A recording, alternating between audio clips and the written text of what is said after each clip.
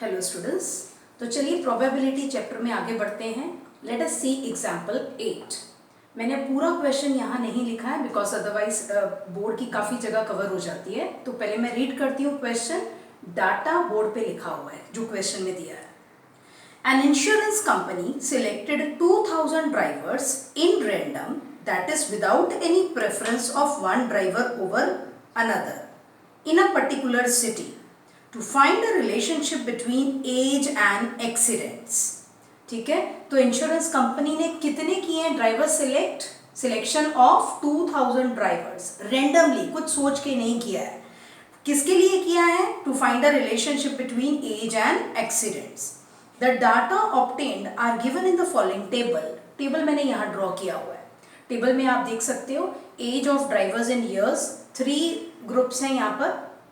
First 18 to 29 years, second 30 to 50 years, third above 50 years।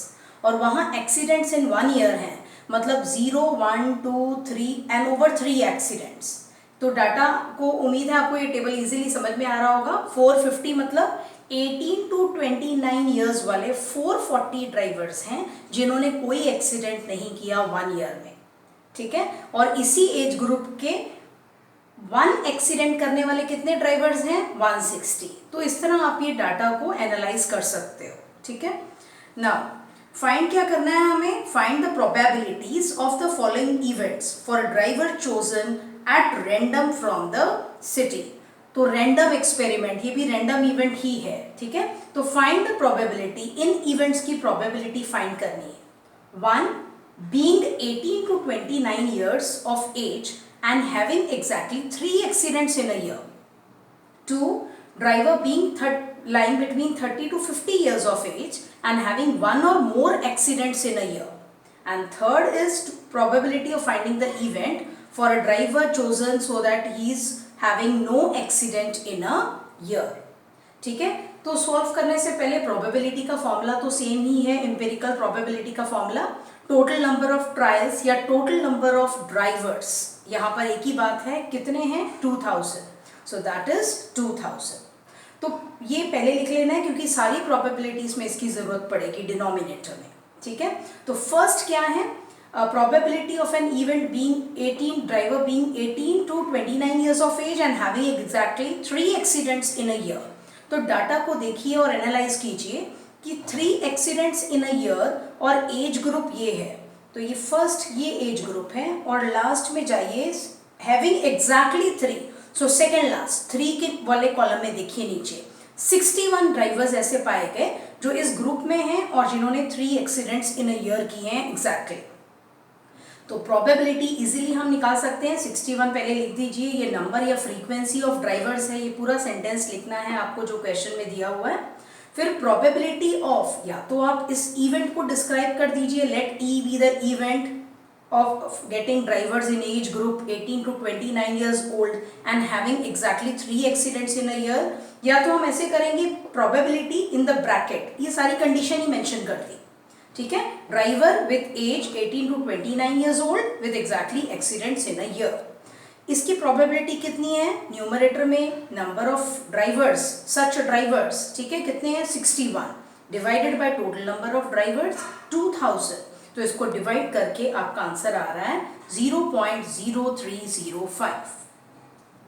ठीक है, इसी तरह अगर आप सेकेंड क्वेश्चन देखेंगे तो आपको यहाँ पर प्रोबेबिलिटी, आपका इवेंट क्या है कि driver being 30 to 50 years of age and having 1 or more accidents in a year। 30 to 50 ये सेकेंड ग्रुप है, तो इसमें 1 or more accident, पहला तो 0 एक्सीडेंट है तो वो सारे ड्राइवर्स तो हमें एक्सक्लूड करने होंगे। 1 एक्सीडेंट, हैविंग 1 और मोर मीन्स 1 के कॉलम में जो इसके सामने आ रहा है 125, फिर 2 एक्सीडेंट्स 60, 3 एक्सीडेंट्स 22, ओवर 3 18। ये सारे नंबर्स हमें ऐड करने पड़ेंगे, तब हमें मिलेंगे drivers who are in this age group and because of home accident number of accidents is 3 और having exactly with 1 or more accidents in a year। ठीक है, तो इस करके 125, देखिए 1 के नीचे 125 ऐसे ड्राइवर्स हैं जिन्होंने 1 एक्सीडेंट किया है ईयर में। 60 ड्राइवर्स हैं जिन्होंने 2 एक्सीडेंट्स किए हैं ईयर में, 22 ड्राइवर्स इस एज ग्रुप के हैं जिन्होंने 3 एक्सीडेंट्स किए हैं, और 18 ड्राइवर्स ऐसे हैं जिन्होंने ओवर 3 एक्सीडेंट्स किए हैं ईयर में। तो इन सभी नंबर्स को आप ऐड कीजिए, 125 प्लस 60 प्लस 22 प्लस 18, तो आपको मिल जाएंगे number of drivers in age group 30 to 50 years old with 1 or more accidents in a year, और प्लस करके आंसर आ रहा है आपका 225। तो चलिए अब फ्रीक्वेंसी मिल गई आपको, तो फाइंड करते हैं प्रोबेबिलिटी ऑफ दिस इवेंट। तो अभी हमने फाइंड किया number of drivers in age group 30 to 50 years old with 1 or more accidents 225 हैं। तो probability of this event will be number of favourable events, मतलब नंबर ऑफ सच ड्राइवर्स कितने हमने निकाले 225 divided by total number of drivers selected 2000, तो divide करके अपना answer आ रहा है 0.1125। थर्ड प्रोबेबिलिटी, थर्ड पार्ट क्या है क्वेश्चन में, find the probability that of having a driver, of selecting a driver having no accident in a year. ठीक है, तो वो प्रोबेबिलिटी फाइंड करने के लिए हमें फ्रीक्वेंसी या नंबर फाइंड करना पड़ेगा उन ड्राइवर्स का जिन्होंने कोई एक्सीडेंट नहीं किया है एक साल में, 1 ईयर में। डाटा देखिए, 0 एक्सीडेंट में तीनों एज ग्रुप्स में नंबर है। इस फर्स्ट ग्रुप वाले 440 ड्राइवर्स हैं, सेकेंड ग्रुप वाले 505, और अबव 50 ईयर्स वाले 360 ड्राइवर्स ऐसे हैं जिन्होंने कोई एक्सीडेंट नहीं किया है इन अ ईयर। तो इन तीनों नंबर्स को ऐड करके हमारे पास total number of such drivers आ जाता है 1305। ठीक है, तो probability of this event that driver having no accident in a year is selected is equal to total number of such drivers 1305 divided by total number of drivers selected 2000, और इसको divide करके answer आ रहा है 0.6525। तो अभी तक सभी में एक ही फॉर्मूला यूज हुआ है, सिर्फ डिपेंड कर रहा है कि आपका डाटा गिवन है जो बहुत इजी है, उसके आउटकम्स कम हैं या ज्यादा है। ठीक है, तो चलिए करते हैं एग्जाम्पल नंबर 9। ठीक है, एग्जाम्पल नंबर 9 है frequency distribution table giving weights of 38 students of a class is given. ये है वो टेबल। ठीक है, फ्रीक्वेंसी डिस्ट्रीब्यूशन टेबल ये है। मैंने प्रॉपरली टेबल के रोज और कॉलम्स नहीं बनाए हैं, but the data is written properly. तो यहाँ पर 38 स्टूडेंट्स हैं टोटली, जिनका वेट यहाँ फ्रीक्वेंसी डिस्ट्रीब्यूशन टेबल है। इट मीन्स अगर ये वाला इंटरवल लगाएं 31 to 35 kg वाला, तो इस बीच में 9 स्टूडेंट्स हैं। 36 to 40 स्टूडेंट्स इस इंटरवल वाले, इस वेट वाले स्टूडेंट्स 5 है। ठीक है, तो ये दिया हुआ है पूरा data. Number of students having weight in which range you can easily find it out। आराम से आप इस डाटा को देखकर बता सकते हो कि कितने बच्चों का वेट 51 और 55 इस इंटरवल में है। ठीक है, नाउ आपने फाइंड क्या करना है, 2 पार्ट्स हैं क्वेश्चन के। फर्स्ट पार्ट है find the probability that the weight of a student in the class lies in the interval 46 to 50 kg। अब यहाँ पर 46 to 50 kg ये इंटरवल है, और इसमें कितने बच्चे लाई कर रहे हैं, 3। टोटल नंबर ऑफ स्टूडेंट्स कितने हैं, 38 गिवन। तो यहाँ पर प्रोबेबिलिटी इजीली फाइंड की जा सकती है। Total number of students in a class 38, number of students whose weight lies in the interval 46 to 50 kg is 3। तो प्रोबेबिलिटी ऑफ दिस इवेंट क्या है आपका, कि weight of a student is in the interval 46 to 50 kg is number of such students lying in this event, that is 3 divided by total number of students 38। तो आपका divide करके answer आ रहा है 0.0789। अगर आप 3 डेसिमल प्लेसेस में answer लिखना चाहते हो, you can round it off to 0.079। ठीक है, अब सेकेंड पार्ट क्या है, give 2 events, one having probability 0 and the other having probability 1। आपको पहले भी मैंने बताया हुआ है कि जिस इवेंट की प्रोबेबिलिटी 0 होती है, मतलब वो इम्पॉसिबल इवेंट है, मतलब उसमें कोई भी एक भी यहाँ पर स्टूडेंट नहीं होगा उस इवेंट को जो बिलोंग करे। और इसी तरह अगर आपको वो इवेंट बताना है जिसकी प्रोबेबिलिटी 1 है, तो वो श्योर इवेंट है, मतलब सारे के सारे स्टूडेंट्स उस इवेंट में पाए जाएंगे। ठीक है, तो यहाँ पर इवेंट विथ प्रोबेबिलिटी 0, यानी कि कोई भी बच्चा इस रेंज में ना आए, तो आप कह सकते हो, now you can write a student weighs, event क्या है आपका, अ स्टूडेंट वेज 30 kg या अ स्टूडेंट वेज 76 kg, कुछ भी इन दोनों में से आप लगा सकते हो। एक्चुअली 31 kg के नीचे वाला कोई भी नंबर ले सकते हो, लेकिन सेंसिबल नंबर वेट को देखते हुए। तो आप कह सकते हो event that a student weighs 30 kg, 29 kg और 30.5 kg, और अ स्टूडेंट वेज 76 kg या 80 kg। तो ये सारे इवेंट्स विद 0 प्रोबेबिलिटी वाले हैं, क्योंकि इस इवेंट में एक भी स्टूडेंट नहीं है क्लास का। ठीक है, तो यहाँ पर मैंने फॉर एग्जांपल 30 kg लिखा है, आप चाहे तो 76, 80 kg या 29 kg या 30.5 kg भी ले सकते हो। ठीक है, नेक्स्ट है इवेंट विद प्रोबेबिलिटी 1, मतलब श्योर इवेंट, सारे के सारे स्टूडेंट्स उस इवेंट में आने चाहिए। तो आप बोल सकते हो अ student weighing more than 30 kg, मोर देन 30 kg, फिर वो श्योर इवेंट ही होगा, क्योंकि सारे ही बच्चों का वेट 30 से ज़्यादा है। जिस तरह ये एक श्योर इवेंट है जिसकी प्रोबेबिलिटी 1 है, आप एक और इवेंट का एग्जांपल दे सकते हो यहाँ पर, a student whose weight is more than 75 kg, क्योंकि किसी बच्चे का भी वेट 75 kg से ज़्यादा नहीं है क्लास में। तो इस तरह ये इवेंट भी अ student weighing more then 80 kg या 75 kg, ये भी एक इवेंट होगा जिसकी प्रोबेबिलिटी मोर देन 80 kg वाला 0 प्रोबेबिलिटी वाला है, सॉरी, और क्योंकि इसमें एक भी मेंबर नहीं आना चाहिए, तो 0 प्रोबेबिलिटी वाले कौन से इवेंट्स हैं कि वेट 31 से कम हो या 75 से ज़्यादा हो।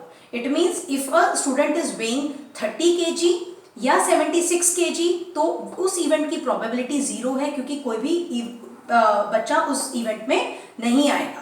लेकिन इवेंट विथ प्रोबेबिलिटी 1 मतलब सारे बच्चे आने चाहिए, तो a student more than having wait more than 30 kg और having weight less than 76 kg या लेस देन 80 kg, वो सारे बच्चे कवर हो जाएंगे। ठीक है, तो सेकेंड 1 के लिए आपको लेना पड़ेगा a student weighing more than 30 kg या लेस देन 76 या 80 kg। ठीक है, I hope this question is clear to you, answer is clear to you. तो चलिए देखते हैं 10th example. 50 seats were selected, यहाँ पर मैंने कुछ वर्ड्स मिस कर दिए बिकॉज अदरवाइज बोर्ड काफ़ी कवर हो जाता है। तो 50 seeds were selected from each of 5 bags randomly and were kept under standardized conditions favorable to germination. After 20 days, the number of seeds which had germinated in each collection were counted and recorded.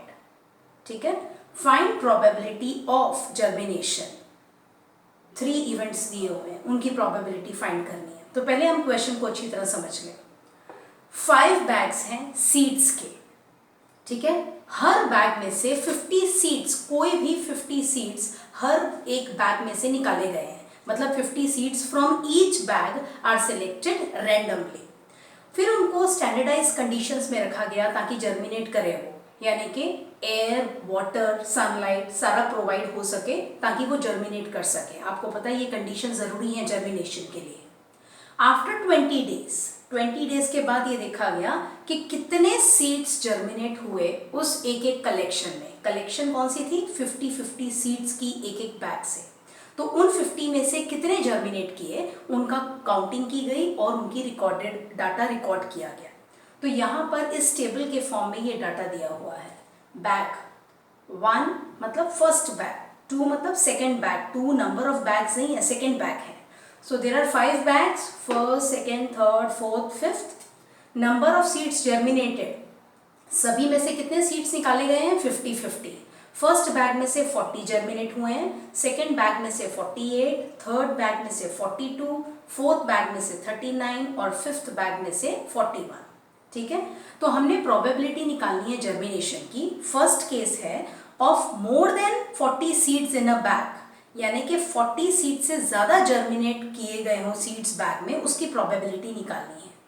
सबसे पहले total number of, जिस तरह हम trials देखते हैं तो यहाँ पर टोटल नंबर ऑफ बैग्स है, टोटल नंबर ऑफ ट्रायल्स 50 नहीं लिखना। कुछ बच्चे गलती से टोटल नंबर ऑफ ट्रायल्स की जगह पे टोटल नंबर ऑफ सीट्स लिख देंगे 50 और 50 इंटू कर देंगे 5, दैट इज रॉन्ग। यहाँ पर टोटल नंबर ऑफ ट्रायल्स मतलब टोटल नंबर ऑफ बैग्स ही होगा, which is 5। Remember this.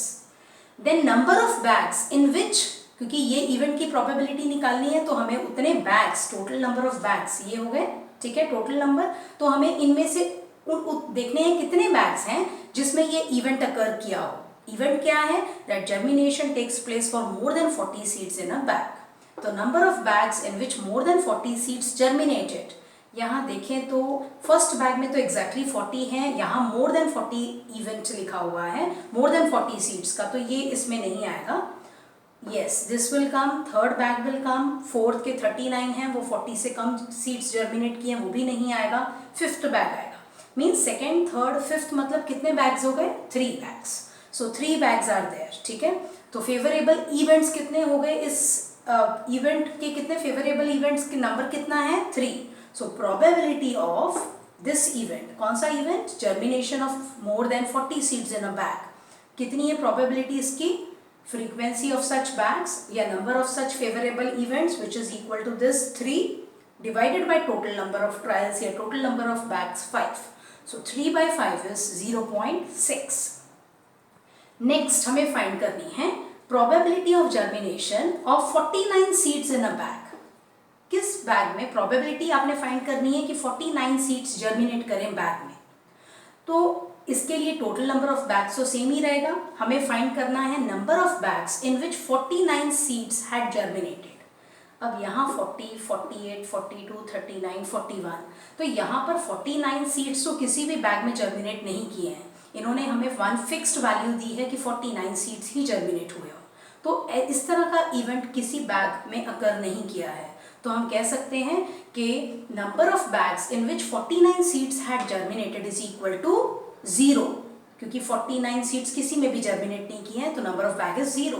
Therefore probability of such event, that is germination of 49 seeds in a bag, is 0 divided by 5 is equal to 0। Formula same use किया है हमने। अब last part है इस question का, probability of germination of more than 35 seeds in a bag, ठीक है। तो यहाँ पर फिर हम नंबर फाइंड करेंगे ऑफ सच बैग्स जिसमें 35 सीड्स से ज़्यादा सीड्स जर्मिनेट किए गए हों। Number of bags in which more than 35 seeds are germinated, यहाँ पर देखिए मोर देन 35, ये भी मोर देन 35 है, ये भी, सारे ही बैग्स में 35 सीड्स से ज़्यादा जर्मिनेट किए हैं। So number of bags will be 5।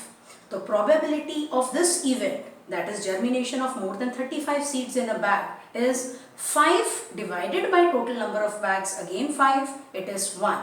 It means this is a sure event and the second is an impossible event, ठीक है।